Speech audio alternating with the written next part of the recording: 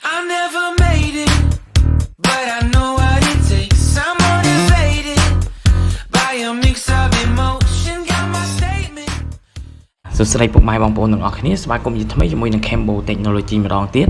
បាទថ្ងៃនេះ Cambo Technology សូមបង្ហាញពុកម៉ែបងប្អូនទាំងអស់គ្នានៅរបៀបបង់ថ្លៃភ្លើងបាទជាមួយនឹងកម្មវិធី app របស់ ABA Bank បងប្អូនទាំងអស់គ្នា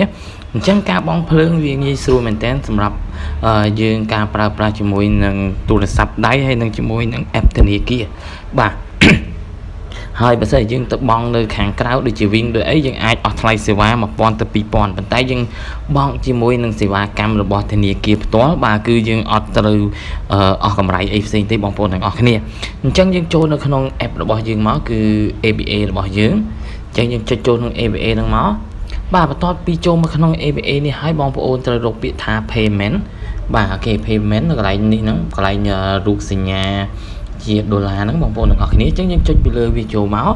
បន្ទាប់មកបើសិនជាបងប្អូនដែលថាគាត់ប្រើកាយ៉ៅដៃឬក៏គាត់ប្រើ decode អីគាត់វាយ lock ចូលនៅក្នុងហ្នឹងមកបាទអូខេបន្ទាប់ពីដល់កន្លែងហ្នឹងហើយបងប្អូនត្រូវរកនេះបងប្អូនបើថានេះរាប់ទី4មក1 2 3 4បាទនៅកន្លែងរូបដុយនេះហ្នឹងបងប្អូនទាំងអស់គ្នាអញ្ចឹងយើងចុចពីលើវាមកបើសិនជាបងប្អូនដាក់អក្សរខ្មែរបងប្អូនអាចមើលរូបភាពក៏បានដែរនេះរូបភាពកន្លែងដុយនេះបាទយើងចុចពីលើវាហ្នឹងមកបន្ទាប់មកបងប្អូនឃើញហើយនៅខាងលើនេះគឺនិមិត្តសញ្ញានៃទឹកភ្លើងបងប្អូនទាំងអស់គ្នានៅខាងលើនេះបាទហើយអក្សរខ្មែរគេដាក់ដែរបាទគេដាក់អគ្គិសនីកម្ពុជាអញ្ចឹងយើងចុចពីលើវាមកបាទបន្ទាប់មកបងប្អូនទាំងអស់គ្នាយកនេះគេដាក់select យក account យើងចុចពីលើវាមកបន្ទាប់មកយើងយក account មួយណាដែលមានទឹកប្រាក់របស់យើងបាទបន្ទាប់មកគេដាក់នេះ choose city province អញ្ចឹងគេឲ្យយើងចុចកន្លែងហ្នឹងដើម្បីជ្រើសរើសយកនៅកន្លែងទីក្រុងឬក៏រាជធានីខេត្តក្រុងអីដែលបងប្អូនរស់នៅយើងចុចពីលើវាមកអូខេវានឹង load មកហើយអញ្ចឹងវាមានច្រើនបងប្អូនទាំងអស់គ្នាមានមន្ទីរមានជ័យមានបាត់ដំបងមានកំពង់ធំអីជាដើមច្រើនអញ្ចឹងសម្រាប់ខ្ញុំនៅរាជធានីភ្នំពេញអញ្ចឹងខ្ញុំហៅភ្នំពេញមកបាទនេះ CDC ភ្នំពេញអញ្ចឹងបើសិនបងប្អូននៅដូចជាបាទសៀមរាបបាត់ដំបងអីផ្សេងៗបងប្អូនជ្រើសរើសទៅតែសម្រាប់ខ្ញុំនៅភ្នំពេញអញ្ចឹងខ្ញុំជ្រើសរើសយកពាក្យថាភ្នំពេញនេះមកបាទ CDC ភ្នំពេញយើងចុចពីលើវាមកបន្ទាប់មកបងប្អូនទាំងអស់គ្នានឹងឃើញហើយវានឹង load មកលក្ខណៈបែបនេះអញ្ចឹងនៅកន្លែងនេះគេឲ្យយើងពាក្យថា customer ID ឬបងប្អូនអាច scan បានដែរអញ្ចឹងបងប្អូនទាំងអស់គ្នាបើសិនជាបងប្អូនអត់ចង់ scan ទេបងប្អូនអាចវាយនៅកន្លែង custom ID នឹងបានពីនៅលើกระดาษទឹកភ្លើងហ្នឹងបងប្អូនប្រកាសជាឃើញពាក្យគេដាក់លេខសម្គាល់អតិថិជនហើយគេដាក់ពាក្យថា ID អញ្ចឹងបងប្អូនវាយ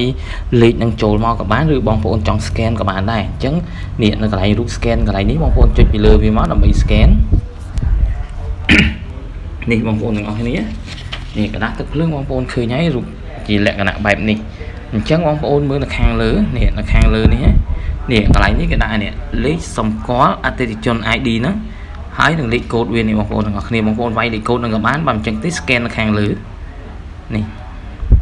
បាទឃើញទេឥឡូវខ្ញុំ scan ចូលហើយអញ្ចឹងយើងគ្រាន់តែ scan នៅលើហ្នឹងបានហើយអញ្ចឹងខែហ្នឹងខ្ញុំអត់បានប្រើទេខ្ញុំអត់បាននៅបន្ទប់ខ្ញុំទេអញ្ចឹងទឹកភ្លើងរបស់ខ្ញុំគឺអស់តែ 2200 ទេបងប្អូនទាំងអស់គ្នាបាទខ្ញុំអស់តិចមែនតើខែហ្នឹងគឺអស់ 2200 រៀលអញ្ចឹងយើងវាយមកសូមបញ្ជាក់ម្ដងទៀតនៅកន្លែងនេះបងប្អូនទាំងអស់គ្នាទោះ account របស់បងប្អូនហ្នឹងប្រើជាលក្ខណៈលុយដុល្លារក៏ដោយមិនថាលុយដុល្លារលុយខ្មែរក៏ដោយឧទាហរណ៍ថាឥឡូវបងប្អូនជា account ជាលុយដុល្លារប៉ុន្តែបងប្អូនទៅបង់ទឹកភ្លើងនេះគឺគេគិតជាលុយខ្មែរអញ្ចឹងគឺបងប្អូនវាយលុយខ្មែរចូលទៅគឺវាអូតូទូទាត់ឲ្យបងប្អូនកាត់ទឹកអីក្នុងនឹងឲ្យខ្លួនឯងតែម្ដងអញ្ចឹងរបស់ខ្ញុំកុងនេះកុងដុល្លារទេតែខ្ញុំបង់ទឹកភ្លើងបាទឥឡូវខ្ញុំដាក់មក 2200 រៀលអញ្ចឹងយើងយកពាក្យថា pay now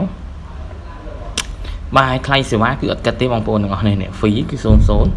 អញ្ចឹងបងប្អូនបញ្ជាក់ពេលយើងចុចចឹងហើយបងប្អូនបញ្ជាក់មកមើលឈ្មោះថាបងប្អូនហ្នឹងត្រូវឬអត់ហើយលេខកូដហ្នឹងបាទឈ្មោះត្រូវលេខកូដត្រូវអញ្ចឹង 2200 រៀលហ្នឹងគេគិតឲ្យយើងនេះគេដូរទៅគឺអស់ 0.53 សេនទេបងប្អូនទាំងអស់គ្នាគឺអស់ 0.53 សេនអញ្ចឹងយើងមើលថាត្រឹមត្រូវអស់ហើយយើងយកពាក្យថា confirm មកបាទ confirm យើងចុចមកបន្ទាប់មក បាទបន្ទាប់ពីចុចមកកន្លែង confirm នេះហើយនេះគឺជាកន្លែងលេខកូដសម្ងាត់4ខ្ទង់ដែលយើងដាក់អញ្ចឹងនៅកន្លែងនេះខ្ញុំនឹងកាត់ចោលឲ្យបងប្អូនទាំងអស់គ្នាខ្ញុំអត់បង្ហាញលេខកូដ4ខ្ទង់របស់ខ្ញុំទេអូខេអញ្ចឹងឥឡូវខ្ញុំចុចលេខកូដហើយប៉ុន្តែខ្ញុំសូមកាត់កន្លែងហ្នឹងចោលអូខេបងប្អូនទាំងអស់គ្នាឥឡូវយើងចុចលេខកូដហើយវានឹងលោតលក្ខណៈបែបនេះគឺវានឹងកំពុងទូទាត់ទឹកប្រាក់ឲ្យយើងអូខេជោគជ័យហើយបាទគេដាក់មកគឺជោគជ័យហើយ success ហើយបងប្អូនទាំងអស់គ្នាអញ្ចឹងមកដល់កន្លែងនេះបងប្អូនគ្រាន់តែយកពាក្យថា go to account មកបាទចុចតែប៉ុណ្្នឹងមករួចរាល់គឺទឹកប្រាក់គេបានកាត់ហើយអញ្ចឹងបងប្អូនចុចពីលើនឹងមកចុចពីលើវាបន្ទាប់មកបងប្អូននឹងឃើញហើយនេះEDC ភ្នំពេញឃើញទេយើងចុចពីលើវាមកបាទយើងបានទូទាត់ហើយបងប្អូនទាំងអស់គ្នាគឺគេកាត់អស់ 0.53 សេនអូខេបងប្អូនទាំងអស់គ្នាបាទការបង្ហាញរបស់ខ្ញុំក៏មានតែប៉ុណ្្នឹងដែរសង្ឃឹមថាពុកម៉ែបងប្អូនទាំងអស់គ្នានឹងពេញចិត្តវីដេអូនេះដែលថាគាត់កំពុងតែស្វែងរកវីដេអូមួយដែលថាទូទាត់ទឹកប្រាក់អីផ្សេងគាត់បានឃើញវីដេអូនេះហើយគាត់សូមកុំភ្លេចជួយចុច Subscribe និងដាក់រូបកណ្ដឹងម្នាក់មួយផងដើម្បីទទួលបានវីដេអូថ្មីៗពី Cambo Technology របស់ខ្ញុំជារៀងរាល់ថ្ងៃអូខេអរគុណច្រើនសម្រាប់ការទស្សនាវីដេអូមួយនេះ